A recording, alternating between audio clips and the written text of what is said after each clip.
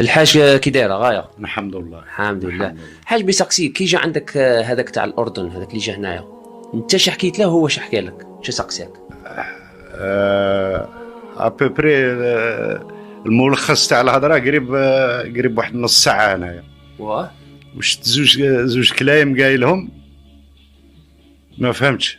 سما انت هدرت له كاع الهضره كيما قلت لي، شغل هو دا غير زوج كلايم. هو رفد زوج كلايم، جمله قالها وانا نص ساعه هو يهضر معايا هنايا، وهضرت له شي صوالح اللي هو بقى كشغل ما دخلولاش في راسه. قال لي العلاقات تاعكم مع فلسطين، قلت له احنا فلسطين نسالوا فيها قبل ما يزاد جدك وجد جدك. قال لي كيفاش؟ قلت له هذا اللي جيت تزوره حرر فلسطين مع صلاح الدين الايوبي ويديه مقطوعه تما. سيدي بومدين شعيب بن الحسين الانصاري ملقب بابي مدين. انا كنتكلم لك على الاصل ديالو. انه شعيب بن حسين الانصاري اصله من الاندلس، من حصن قنطانيا كانتيه، تسمى اليوم كانتيه، وهي قريه تابعه لاشبيليه. يعني هذا كيكذب على الجزائريين. اصله من الاندلس، وهاد الاندلس كانت مقاطعه مغربيه، حتى هاد الوقيته هذه كنتكلموا على دوله الموحدين كتحكم شمال افريقيا وكذلك الاندلس. في الاول ديال الحياه ديال ابو مدين الغوث شيخ الشيوخ طبعا، وهادشي ما كيعيبوش، ان في الاول كان راعي غنم ومن بعد عبر الى طنجه كيقلب على العلم، ووصاوه باش يمشي لمدينه فاس المغربيه. شنو قالوا ليه؟ وقيل له ان رايت ان تتفرغ لدينك فعليك بمدينه فاس. قرا في مدينه فاس وتعلم الصلاه والوضوء في مدينه فاس المغربيه. وهذا كيجي كيكذب علينا، كذب على الجزائريين. المغاربه راه يقريوك التاريخ، راه كيف ما كنقول لك وكنعاودها لك. طفل في الابتدائي قريك انت التاريخ، ولكن احسن واحد اللي يتكلم على التاريخ بالنسبه للجزائريين هو نتايا، طبيب بيطاري. كيقول لك هنا واش دا الرحال الى مدينه فاس. كنشوف الكذبه الاولى ديالو ان ابو مدين الغوث تولد في اشبيليه، يعني ماشي تلمسان. والحاجه الثانيه هو ان ابو مدين الغوث قرا في مدينه فاس وتعلم في مدينه فاس ماشي في مدينه تلمسان. قلت له هذا حجز لنا حي المغاربه به باب المغاربه، قلت له راه موجود في القدس. هاد الهضاير كاع ما فوتهمش، فوت واحد زوج كلايم وكلمه قالبها. قال لي علاش نتوما تدافعوا على فلسطين؟ قلت له احنا ظلمنا هكا باللغه، قلت له ظلمنا وما نبغيوش على المظلومين. لا سقساني على سيدي بومدين، قلت له سيدي بومدين ها كيفاش ها كيفاش ها كيفاش. ومن بعد دخلني في السياسه، الجزائر ما الجزائر، قلت له ربي يكرم الجزائر بقاره. هذه ما حطهاش. قال لي كيفاش؟ قلت له ربي كرمنا بقاره فيها 4 فصول. قلت له احنا قادرين ندخلوا معانا تونس والمغرب وليبيا ونزيدوا مصر ونعيشوا غايه الغايه. قلت له بالخير اللي عطاه لنا ربي. شغل هذه ما تقبلهاش وهذه ما سمعتهاش. غاضاتك شويه الحاج؟ غاضاتك؟ لا غادتني كيف نص ساعه وانت تهضر معايا تفوت منها جمله اللي عجبتك نتايا. انا يبان لي جا باش يسمع هضره واحده اخرى وما سمعهاش. صح الحاج، احنا كما نقولوا حسبي الله ونعم الوكيل. هذا المكان احكي لي على الزليج، تاريخ الزليج احنا ملي حلينا عينينا نشوفوا الزليج عندنا هنايا. وانا زعما باغي نسقسيك، الجامع هذا اللي راك قدامه تبنى في 1339. هذا واش بناوه المغاربه؟ المغرب ما كانتش كاينه في 1339. أممية، وأن المغرب بلد جار وشقيق ينبغي التعاون معه. من الزيارة دشن فخامة الرئيس العديد من المنشآت ذات الطابع الثقافي والتاريخي على غرار القصر الملكي للمشور الذي تم ترميمه. Ils ont conservé un patrimoine qui a été perdu en Algérie.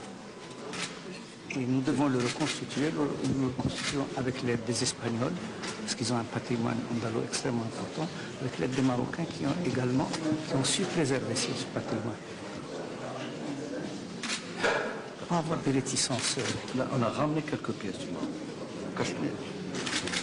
Même pour, vous me dites, vous faites des recherches comme cela, vous faites des recherches en Espagne, mais vous pouvez faire des recherches au Maroc et vous trouvez la solution tout de suite. القصر الملكي بالمشور الذي تم ترميمه بناء على تعليمات رئيس الجمهورية خلال زيارته لمدينة تلمسان سنة 2003، وهو يعد نسخة لقصر الحمراء بالأندلس من خلال القاعة الملكية وزليجه القراطي. متحف الفنون والخطوط الإسلامية لمسجد سيدي أبي الحسن حظي باهتمام خاص من طرف الرئيس. السلام عليكم ورحمة الله تعالى وبركاته. خوتي خواتاتي المغاربة الكرام، فيديو جديد غنتكلموا فيه على قصر المشور والمعمار المغربي بصفة عامة في مدينة تلمسان المغربية. غنتكلموا على قصر المشور. دائما فاش كنتحدث مع الجزائريين كيقولوا لي ان هذا القصر هذا بناوه الزيانيين، وهذا الشيء كامل كذب في كذب، لان هذا القصر هذا بناوه المغاربة المرابطون. 70% من الآثار الإسلامية أو المعمار الإسلامي اللي كاين في الجزائر 70% من بناء المغاربة، و30% اللي بقات من بناء التوانسة. هذه حقيقة. وتلمسان مدينة مغربية. هاد تلمسان هذه أصلا التسمية ديالها المغاربة هما اللي سماوها تلمسان. يوسف بن شيشافين هو اللي سماها تلمسان، قبل كانت كتسمى أكادير، وفترة الاحتلال الروماني كانت كتسمى بوماريا. ولكن بقاو في الموضوع ديال القصر المشور. هذا القصر المشور يوسف بن شيشافين هو اللي بناه سنة 1124. ادخل الجميع امهات الكتب غتلقى ان يوسف بن شيشافين هو اللي بناه. يعني اول كذبه ان الزيانيين ما بناوش هذا القصر هذا، غير سكنوا فيه كيف ما سكن فيه عبد القادر. الاميره قديره ملي بغات توقع معاهده تافنه مع الفرنسيس، جلسوها 4 سنين في هذا القصر هذا، جلسوها 4 سنين. وفي هذا القصر هذا من بعد ما وقع هذه المعاهده تافنه مع الفرنساويين ولا كيتلقب امير، والفاهم يفهم. ما علينا. اول كذبه كيتلقاوها الجزائريين ان هذا القصر هذا بناوه الزيانيين، وهذا كذب في كذب من المؤرخ ديالهم. كاين واحد المؤرخ سميتو احمد توفيق المداني، صراحه المؤرخ فهمتيني معروف عندهم. الكتاب ديالو سميتو كتاب الجزائر. شنو كيقول لك؟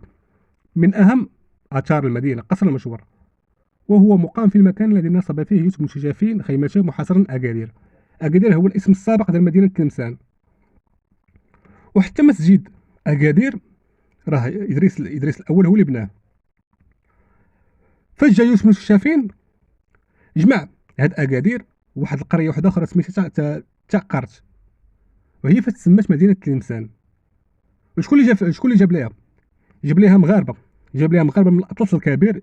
واش هما اللي جاو داروا لنا النقش اللي راه في الباب؟ واش الباب تاع النحاس عندهم وحده كيفها؟ ها هي راه لداخل، هي كومبليتمون كويفر ماسيف. هذيك جابوها من الاندلس، والزليج وهذا النقيش وهذا كل شيء، هذه ثقافه اندلسيه. واش هذا اللي دار هذا الرسوم جا المغرب تعلمهم؟ هذا ارتيست دار لي بوزار هنا في الجزائر. وهاد الصوالح حنا موجودين عندنا وكبرنا فيهم.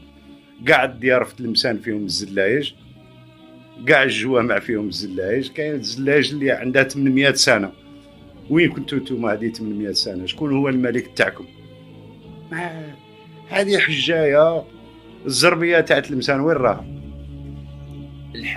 الحايق تاع تلمسان اللي كانوا يجيو المغاربه يشريوها منا من تلمسان، والفوطه تاع الحرير اللي كانوا يجيو يشريوها منا، والبلغه تاع تلمسان. احنا عندنا درب يقولوا له درب البلاغجيه، يعني يخدموا البلغه. كي تجي فايت معاه تشم ريحه البلغه. الله يبارك. احنا انقرضت هذه الصناعه التقليديه. علاش؟ خاطر الشركات حلوا، والشركه يدخل على 8 ويريد على 12. عندها لا كونتين، عندها لاسيرونس، عندها لي جور فيريي. بصح هذاك الارتيزون كان اللي يدخل ل4 تاع الصباح ما عنده لاسيرونس، ما عنده والو، غير مع الحرفه تاعه. الحرفه هذيك في السبعينات كاع هربوها للمغرب كي الزربيه. سرقوها. هربوها باسكو هما كانوا هنا، كانوا عايشين هنا. وين كانوا عايشين؟ في الجزائر. كانوا عايشين هنايا. في 75 صرا ما صرا ومشاو لبلادهم. قاعد في 8 من دجنبر 1975 اتخذت الحكومة الجزائرية قرارا بطرد عشرات الآلاف من المواطنين المغاربة المقيمين بصفة شرعية بالتراب الجزائري. وقد أعطى الرئيس الهواري بومدين الأمر بتنفيذ هذا القرار الإجرامي في يوم عيد الأضحى، العيد الذي تحول إلى مأساة إنسانية بالنسبة للذين شملتهم وكافة أفراد أسرهم عملية الطرد، وتمزقت أسرهم وسلبت ممتلكاتهم. لقد وقعت هذه الجريمة في الوقت الذي كان فيه المسلمون عبر العالم يحتفلون بأحد أهم الأعياد الدينية، عيد الأضحى، حيث اقتيد عشرات الآلاف من المغاربة من النساء والرجال والأطفال والمسنين ومن ذوي الإعاقة في اتجاه الحدود المغربية. إنهم أفراد من أصول المغربية أرغموا على مغادرة الجزائر، مطرودين من البلد الذي استقروا به منذ عقود من الزمن، وغالبيتهم رأوا النور فيه. زربية تلمسان عندها زربية خاصة بها، ما أمازيغية ما ولا زربية، يعني كلش تعلموا هنا زربية تلمسانية. والحايق تاع تلمسان، الحايق تاع تلمسان تاع وهران مش كيف حايق في تلمسان ابيض، حايق تاع وهران يجي صفر ويجي بالحرير. هنا تلمسان باش معروفه تلمسان بالحايق زيد، والزربيه معروفه بالزربيه والحايق والفوطه والبلغه. الحريره تاع تلمسان خلينا كل واحد عنده حريرته. الطعام هنايا، الكعك هنايا، كي يجيو من الجزائر من تيزي ويزو من الغواط من غردايه يقول لك الكعك تاع تلمسان وين ينباع. واش تقول الحاج اللي يقول لك تلمسان مغربيه تاعنا؟ ايوا انا حكي حليت عيني، شفت الاعلام تاع الجزائر اخويا، علم الجزائر اللي عندها شبرجي. ما نجموش نوليو مغاربه دروك، الله غالب. دخلوا المغاربه في 62 مع الجزائريين اللي كانوا في وجده، من وجده حتى للناظور، وجده بركان، هذه كاع كانت جزائريه، كانوا اللاجئين اللي كانوا خايفين من القرة راحوا عاشوا في وجده، عاشوا في الناظور، عاشوا في بركان. لا بروف خلاو لهم العلاوي.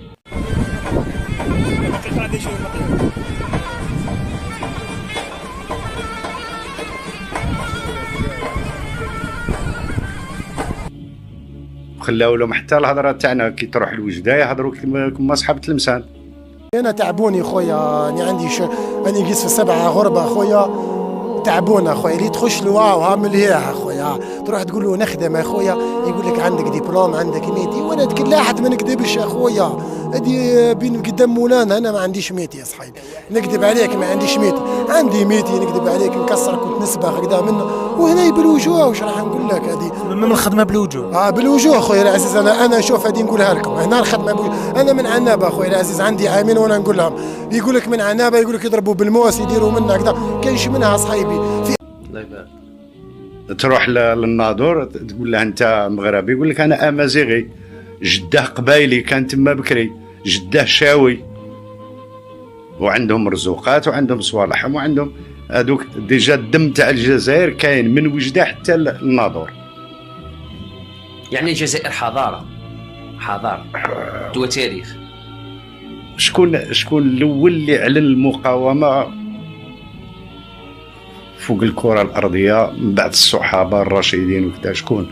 هذه الأمة اللي انت كنت عليها غاير يا عبد القادر.